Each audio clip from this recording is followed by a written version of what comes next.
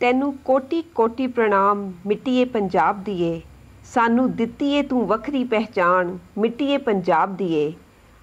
ਜਿੱਥੇ ਅਸੀਂ ਜਾਈਏ ਤੇਰੀ ਮਹਿਕ ਵੰਡਾਈਏ, ਤੇਰਾ ਸਾਡੇ ਤੇ ਹੈ ਵੱਡੜਾ ਅਹਿਸਾਨ ਮਿੱਟੀਏ ਪੰਜਾਬ ਦੀਏ।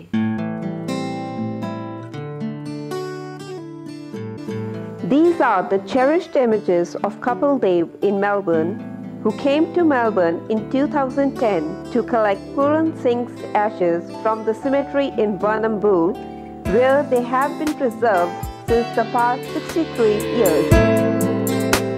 Couple Dave was profoundly moved by the story of this hawker from Victoria and volunteered to return the ashes to Puran Singh's hometown in Punjab. The Puran story provided a unique insight into the history of Punjabis in Australia and has become a catalyst for reigniting old memories, bonds and community spirit.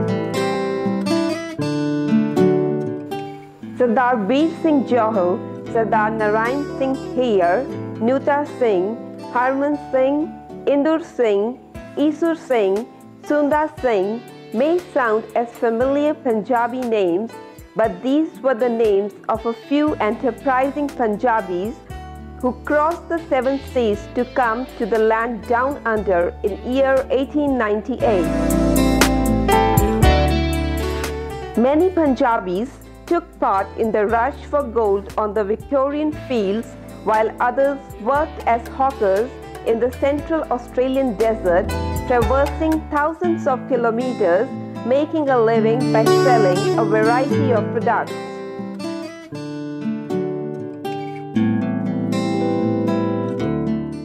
Since 1998, a new wave of Punjabi immigrants have hit Australia. Starved of government funding, Australian Education Institute started desperately recruiting full-fee paying overseas students. Yeah, most definitely. There's a massive influx of Indian students probably over the last 5 to 8 years in Australia. Lots of Indian boys and in particular lots of Punjabis.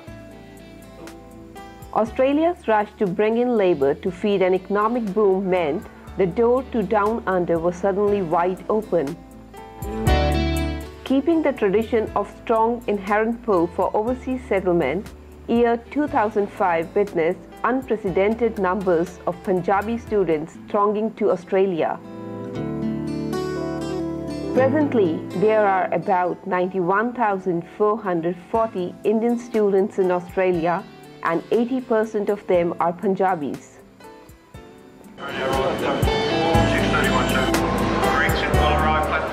These Punjabi student immigrants have seen older migrants from Punjab go to Western countries and come back to India for holidays, trailing ostentatious riches.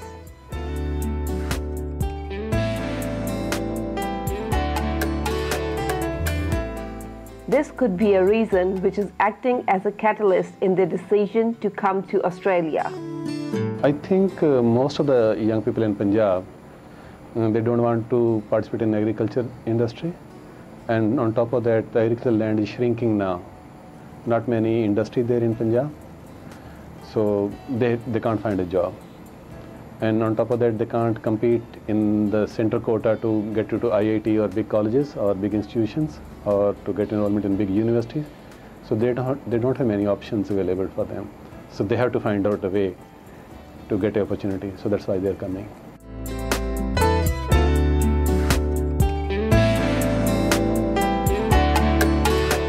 I could say that the main reason for that could be entrepreneurship. Maybe they have more go in them. Maybe what they have achieved over there doesn't really satisfy their appetite.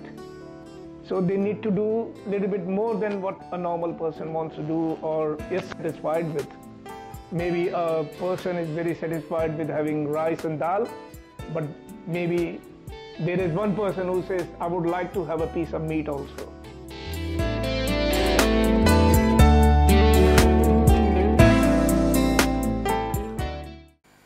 Well, I guess it's just one of the nature of Punjabis, Punjabi peoples, because they always want to try and do something new. They always want to see what's going on around the world. So they just come here and see, you know, what the world is all about. They want to see the world, and they always, you know, like we have seen, so first it started in Canada, then England. They always go to other countries and start new businesses there. They want to establish themselves like in new countries. So I think even now in Australia, just like other countries, there's a hold of Punjabis. Like most of the businesses, they are done by Punjabis, and I think that's the general reason. I think they just want to come in the new country and see.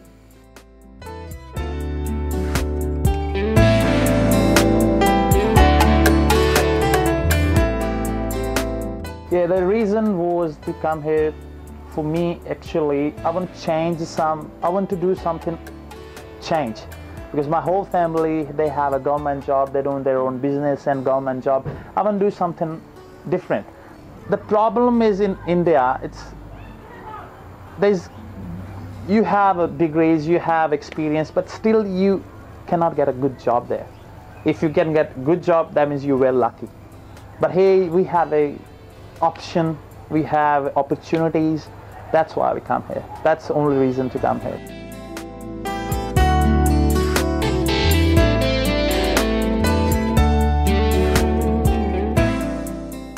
It's really hard to find a job in India. It's like people are studying, and plus there's a lot of competition over there as well. So because I know some of the people who did about 2 or 3 masters and are still looking for a good job. It's because there's more job opportunities in here, and also like whenever you come in here, you become independent because you are just self-dependent. It's not your mom and dad who are going to feed you, who are going to pay your bills. So you have to find a job, you have to make yourself. So that's why they come in here. The Punjabi students, after landing in Australia, take no time in getting on with their lives. They start their Australian expedition by settling in with their friends or distant relatives from their native cities.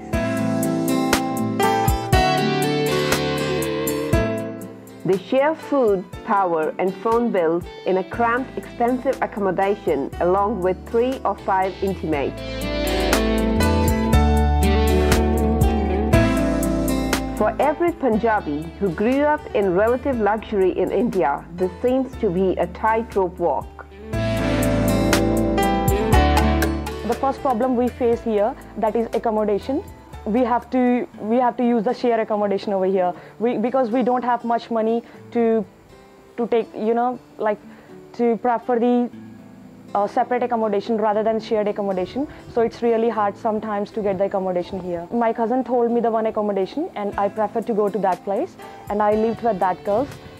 That was good, but sometimes we face some type of problems, like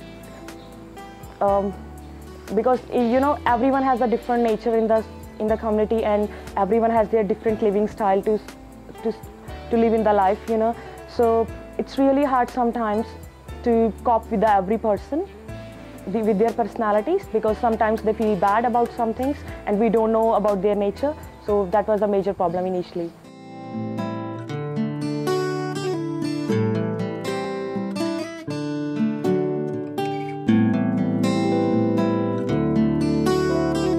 I got so many difficulties in Australia when I landed here. First of all, it was totally different environment from the India, and secondly, we was living in the share accommodation, and a lot of problems I faced when I came here.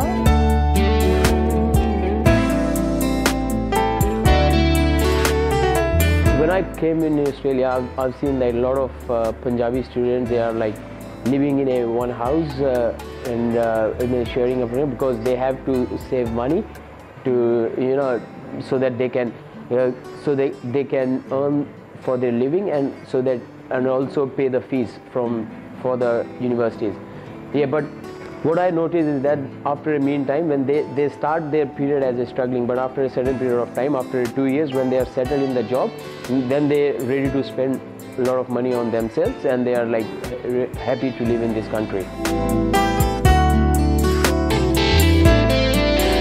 Our After acclimatizing with the new environment and settling in an accommodation, the next big challenge for Punjabi students is to find a job.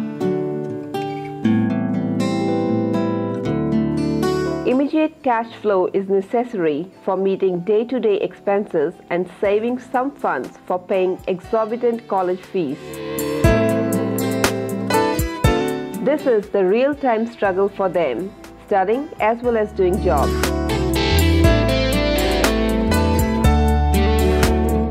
I think it's pretty hard that they come over and they've got to work what they do as well as study and pay all the money they do for the study and work, and they should be given a fair break. I think, you know, if you're going to put in the hard yard, you should see something at the end of the day. Rarely they get suitable jobs which justify their previous qualifications in India.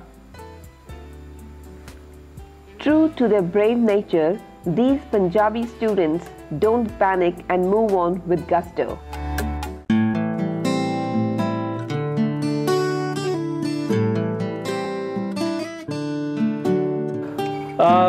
If I say I have done engineering and now I'm doing marketing, that's actually like anyone can, you know, gone crazy. Oh, this guy, he has done engineering, but he's doing marketing. I became the topmost salesperson in my company and Selmet. I really enjoyed working there and earn a good amount of money. Even some people like national managers, they can't think of. The first step is always difficult. Very first day, I'll struggle to manage for the food, home, and then job as well. After getting home, I joined a car wash, and it was 9 kilometers from my place, and there was no bus early in the morning. So every day I don't have any choice, public transport, so I have to walk by myself. 9 kilometers every day, without any fail, I did it. And after a month, the guy didn't pay me as well, because he told me it's a training period. I was really disappointed, and at that time, actually from last 2 days, I was not having any food. I was empty stomach.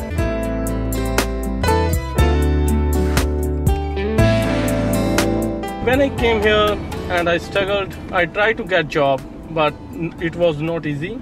So I got job after 6 months, and every like Indian people do same thing like me. You know, they struggled like 4 or 5 months, and after that they get job. Not good, like car wash or is the taxi. It's not good job. It's not good job.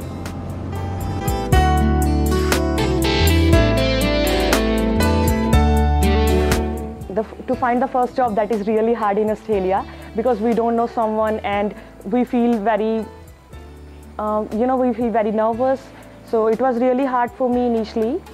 When I came here to find the job, I just searched on the different websites like jobseek.com and career1star.com. One of my friends told me about this website, so I just applied. I just prepared my resume and I just put my resume over there, and I just find the first job as a sales worker, or you can say energy advisor.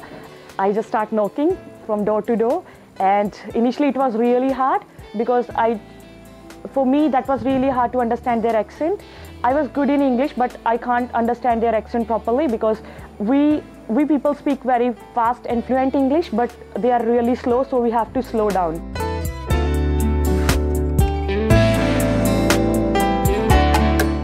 If we're talking about my career here, it's a little bit shocking for other guys who landed here. Maybe shocking for those guys who are living in India. The very first month I haven't got any job, and I try to find a job, and a couple of months after, my friend where he was working, he referred me to go there and start a job. That was a pizza delivery shop, and I started a job, and that was okay. My owner was an Asian. I said, all right, mate, I'm doing a job for last year. It's better if you increase my money. He said, no, I can't. I said, okay. Then I said, I need to find another job. Luckily, couldn't find any job. Then one day I was finding a job, and I was on street. Literally, my eyes were wet, and I'm praying why I am here. That was bad experience. That was a bad moment of my life. And after couple of days, I got a new job. It's in a warehouse. I need to fill the pallets. It's a delivery stuff. Legally, the man can handle only 25 kilo, but they give us sometimes 40, 45. I need to put on my shoulder and put it on and down.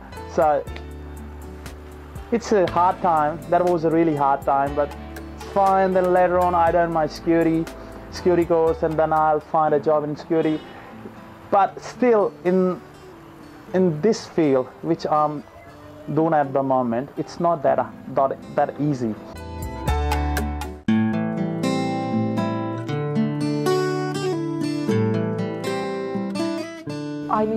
I need really job when I came here, and I got too much struggle about find job. So I applied job first time, and I can't get the job, and I was very sad. I was feeling very sad that I haven't any job, and after that I applied for next so many jobs, but I haven't got any response, and after 6 months I got a job in Australia.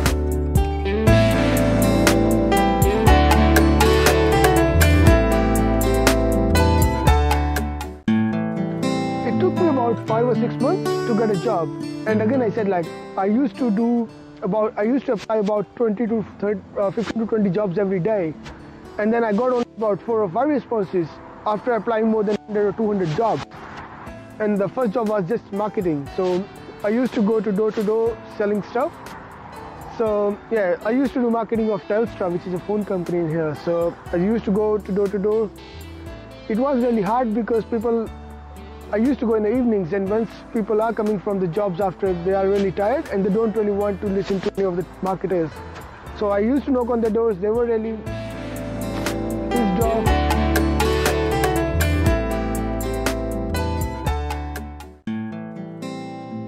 A popular misperception prevails back down in India that all Punjabi students drive taxi cabs and they don't have the necessary skills to take up any other job.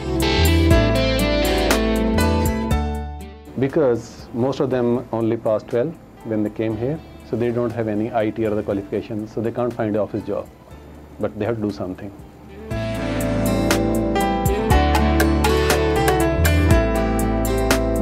I tell you, the few driving the taxis, we've got a lot, but no, in the kitchen, we've got a lot of the boys in the kitchen, but they all think that they are driving the taxis, but they're working everywhere. They're working in the supermarkets, they're working in the kitchen, they're working everywhere, and they're doing, a lot of times the jobs they're doing are very hard jobs. They're not easy jobs. They're very, how can I say, they're labouring jobs, very hard. Then after that, they've got to go home and study.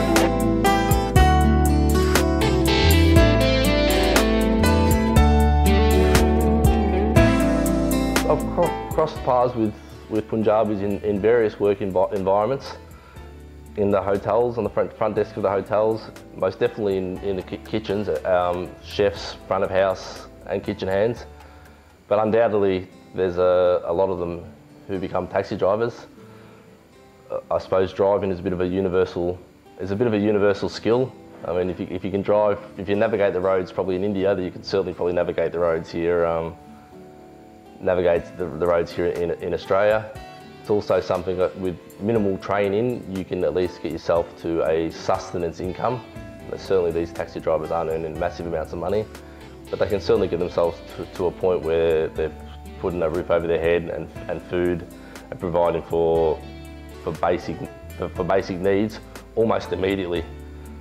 It's very easy for any new migrants to Australia, new residents to Australia, to gravitate towards jobs such as taxi drivers, and the Punjabis are certainly no different to the Vietnamese, the Italians, the Africans and all the previous influxes of migrant ethnic groups that have come before, and all found themselves at one point or another driving the cabs so that their children when they're born here don't have to.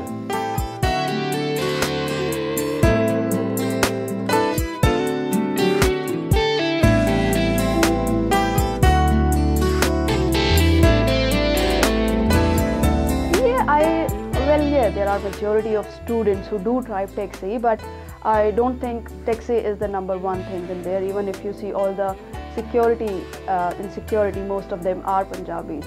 It's not regarding the job or the status of job, but how little or how big a job doesn't mean that it doesn't contribute to us. Like, you can just imagine if there are no taxi drivers in Australia, what would happen? I have seen all the Punjabis, and I would say like 99% I've seen, they do start from a small job, but they always end up, owning that business. Even if you see the taxi drivers, after 2 years or 3 years, they will be the persons who will be the taxi owners. Same in, I think, kitchen hands or things, petrol stations, they do end up owning that restaurant. So I don't think so that, yes, in the starting they have to start with that basic job, but they do end up, become a business owner.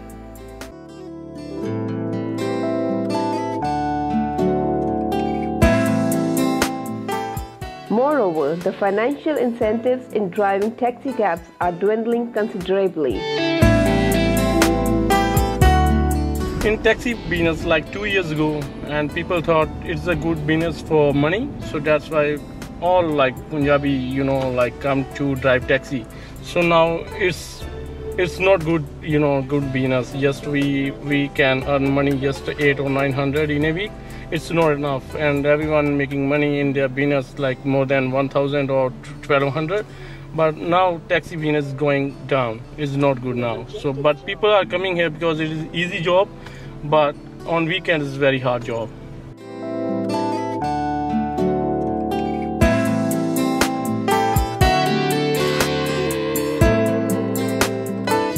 In reality, Punjabi students are working in diverse jobs such as marketing executives, security personnel, chefs, call center executives, and even front desk jobs in hospitality industry.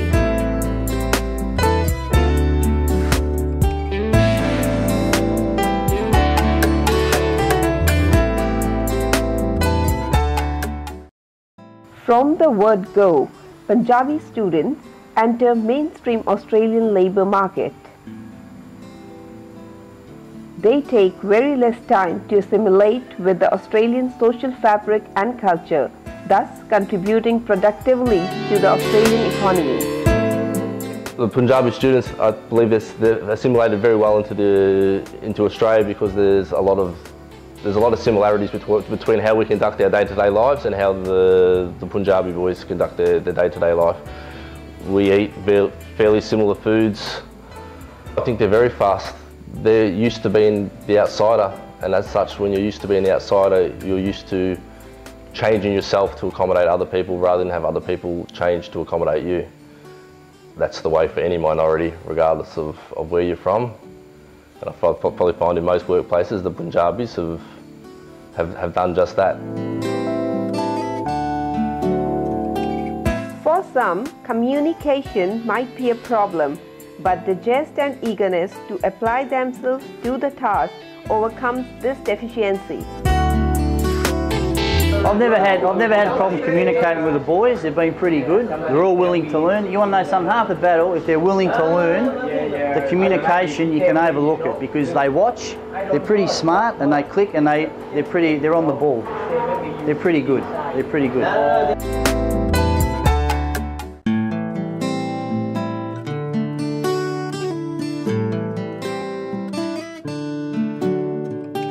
English is maybe a weakness for them, but still it's their nature that they are not afraid of that. Even if they can't pronounce properly or if they can't speak properly, what I would say is because of their hard-working nature, they will work hours and hours continuously. Whether it be any kind of work, they will just do it. I mean, they can do labor, they can do security, they can do taxi. So I think whatever work is that, I think that's the main trait which helps them in all the ways.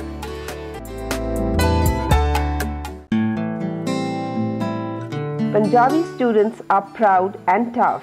Backed by a long history of success in US and Canada, now they are gaining a foothold in Australia and making their presence felt. And they are being appreciated for that. Basically, I think Punjabi students are very focused. They want to achieve something in their life, and keeping that in mind, they are hardworking, and I think end of the day they do achieve what they have come here for.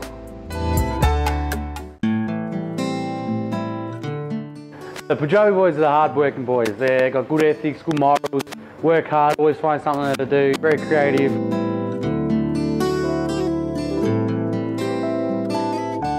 Most of the Punjabi students are more outspoken, and wherever they go, they make their own name, and they start living life as a king size.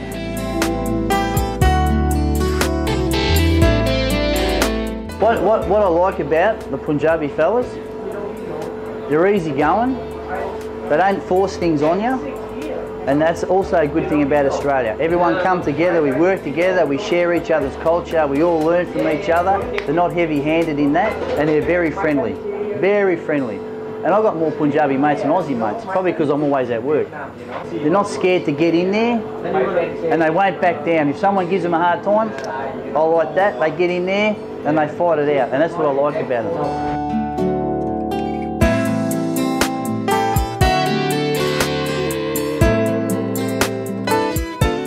Like I said, I think the number one trait of Punjabis is they are very brave. They are not afraid of the things.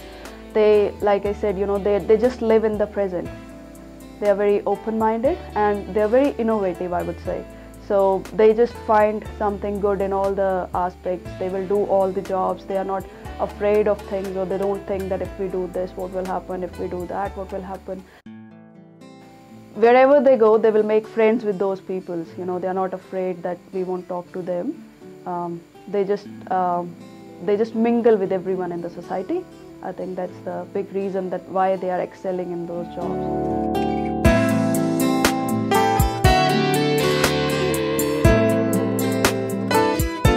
Punjabis, they are everywhere in the world, so they are risk takers. So they know how they can go into anywhere in the world, and then they can survive over there because they don't really lose hopes. They know if there is a tough time today, there will be a new sun tomorrow. So that's why they just keep on going over there. That's why they are really successful in everywhere in the world. You can go to anywhere in the world and then you can find a Punjabi, and they are really successful everywhere.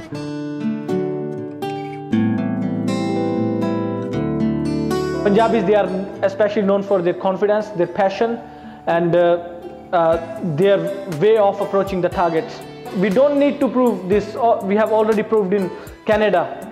People, sometimes the people, even especially our Indian guys, our Indian brothers, they think, Punjabis, they come here and they do a lot of labor jobs. But one thing, my friends, we have to understand. If you have to rise, it doesn't matter what job you are doing presently. In future, you will be definitely doing something good. Everything starts from zero. And as a Punjabi, I humbly request to all of you guys, please, don't think any negative about our people. If you come here, definitely you will realize one day we are very hardworking people.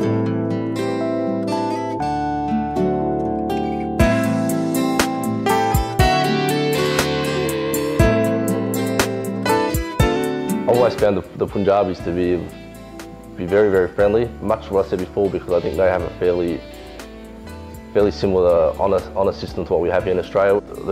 They tend to be a fairly proud group of people. The Punjabis tend to be hard-working, well educated, hence why they're so successful throughout Indian society, despite making up such a small proportion of their numbers. Of the vast competitors, they've got to have like a strong work ethic and a strong set of values and a decent moral compass, which I think is fairly much in line with the average Australian. International education industry is Australia's largest service export sector and a cushion against recession. As part of an exploding diaspora of Punjabis studying in Australia, an average Punjabi student contributes more than $8,000 a year to the domestic economy. Definitely, whenever somebody comes to a new country, he brings his culture, he brings his way of life from where they belong to, their food habits, their way of dressing up. Plus, they will contribute to economy also, because to live in another country, you need to have everything from scratch, like your groceries, your house, or filling up the house with the furniture or whatever. So basically you are helping the economy more by coming into another country.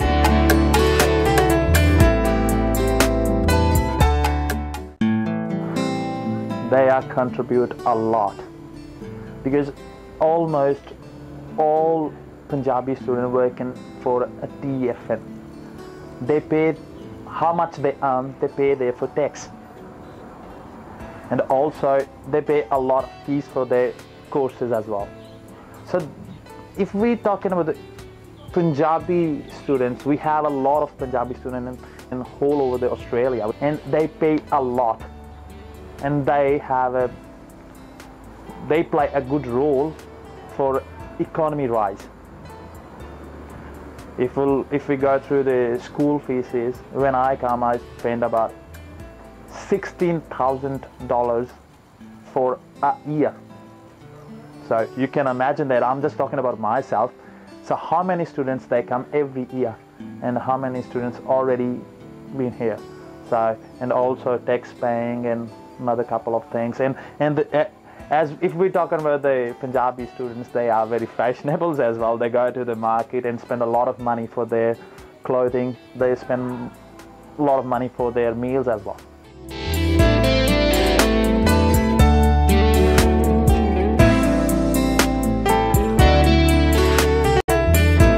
Punjabi students are working in every sphere, in every industry. They are doing jobs here. They are paying taxes, and they are, I think, contributing to every sector of the economy here.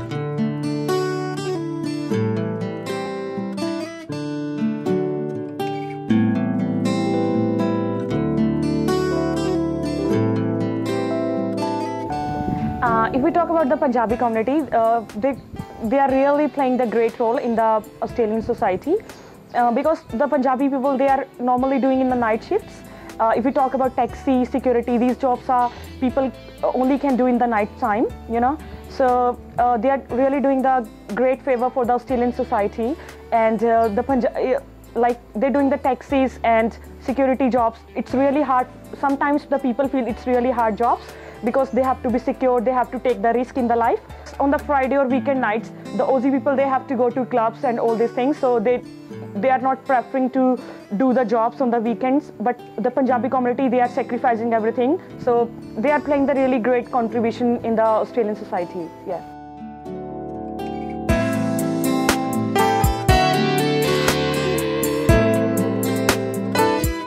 The contribution is there because once they get opportunity to do a job, they excel. I mean, they work hard, they work long hours.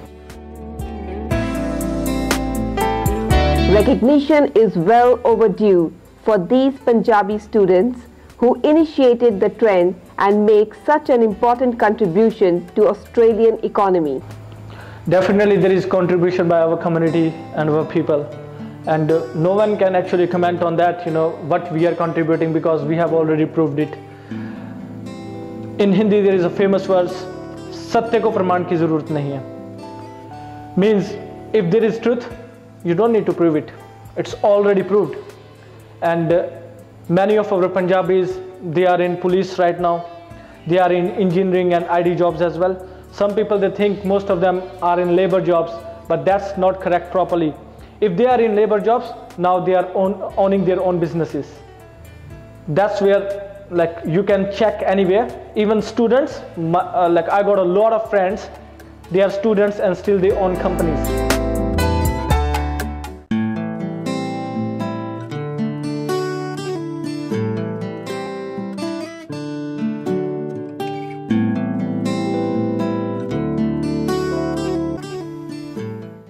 than 80% of Punjabi students are in Australia for another prize, permanent residency, or popularly referred to as PR.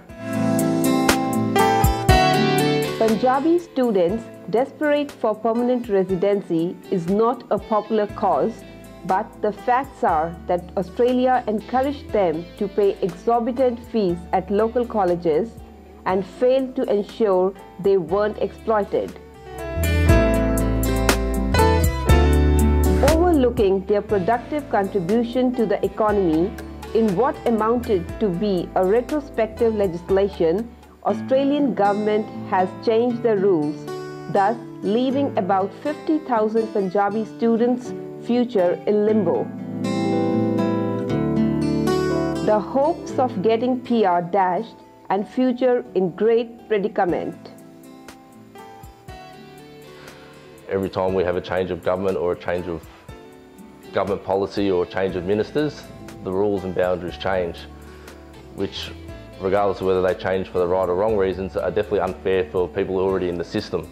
Any changes that do take place should be from that point forward, so any future students coming through can play by these new rules, but the other people who are already here and already in the system should be allowed to finish under the set of rules and guidance that they made the initial commitment for, because it is a massive sacrifice of time, effort and money, not to mention uprooting yourself from your own people and your own culture into a foreign one, to be told halfway through, 3/4 of the way through that, oops, we've changed the rules now and you need to go back to square one. Regardless of where anyone's from, that's not fair.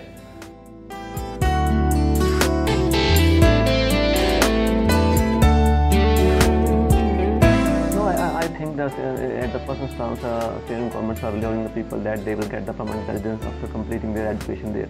And now, when the student came here and they started their education, and then now they're in the final stage of their getting permanent residence, and the Australian government are saying that they will not get a permanent residence.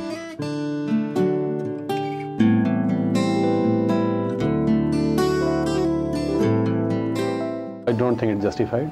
Whenever somebody land in Australia, whatever rule apply on that day, they should remain same for his stay in Australia. If they change rule, they should be implemented from that date only. Whoever comes after that, then they can make a best judgment. They made their judgment on that base. The rules are like this in Australia, that's why we're going there. They put their money there. So I don't think it's justified.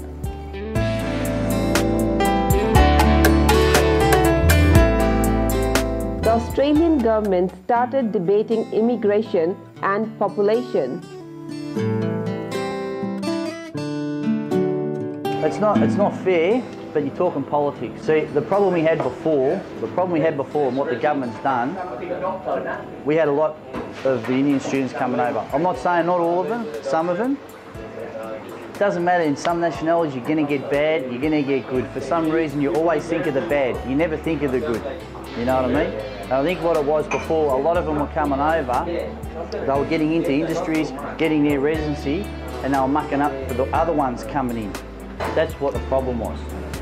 Otherwise, I have no problem with these boys.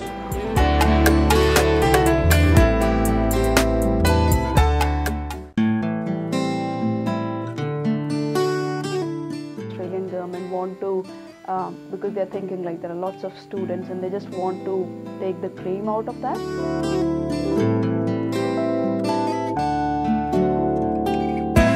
These students were made scapegoats, accused of exploiting a loophole that they entered through so-called back doors.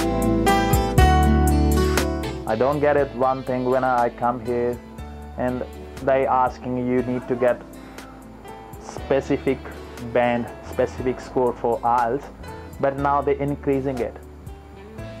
I don't get it one thing for government, why they changing their rules every 6 months. I spent really precious year. I'm not talking about the money, I'm not talking about the other stuff. The time is money. I spent 3 years, the good 3 years here, and suddenly they said, okay, we change the rules. You're not able to apply for your permanent residency. You might need to go back to your country.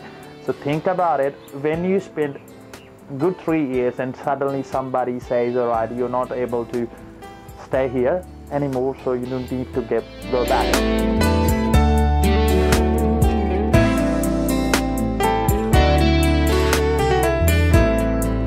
This is bad because all the time students finish their one study and the government say that now you can apply your PR, but after when they want to apply and all the time the rules changing, so that's why they all the time spend too much money on the another study and they can't get the PR and they can't open their own business with what they want to do.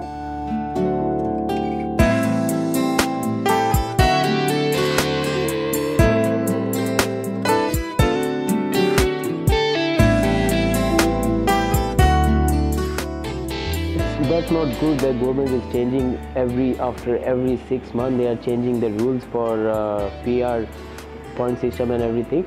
Most of the students are like, they applied for PR in like 2-3 years ago, but still they are waiting for their result.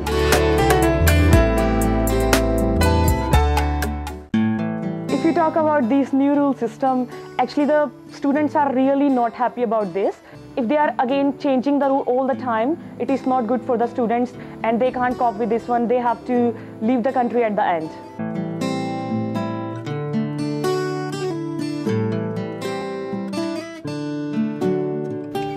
This is high time Australian government should understand the contribution of Punjabi students and initiate efforts to provide justice to this hard-working community. Given the consideration the government, from my point of view, should have done was that they should have regulated everything from the point 0 instead of starting from end. Instead of blocking the PR of these Punjabi students under the garb of immigration or population issues, they must facilitate this smooth transition into Australian society by acknowledging their huge contribution.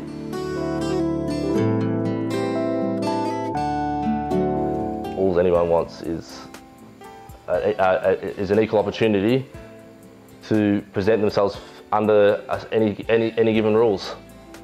If they can't meet the criteria under given rules, then that's so be it. But to change the rules constantly so that people can't meet that criteria, it's not doing anyone any good. Not the Australian people, not the country with a skill shortage in many industries, and certainly not the Punjabi students who have given up so much to come over here and have a crack at our way of life.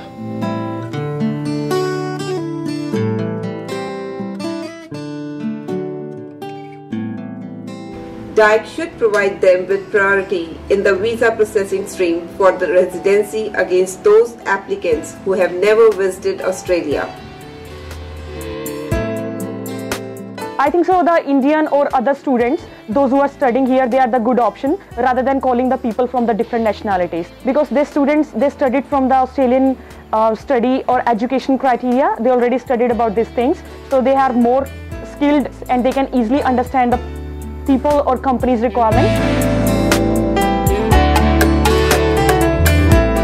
Last but not least, every Punjabi student undergoing hard times in Australia must feel proud that they are bound to be part of a legacy in making, and they are not alone in their endeavour to realize their dreams. You are backed, supported and loved by your community.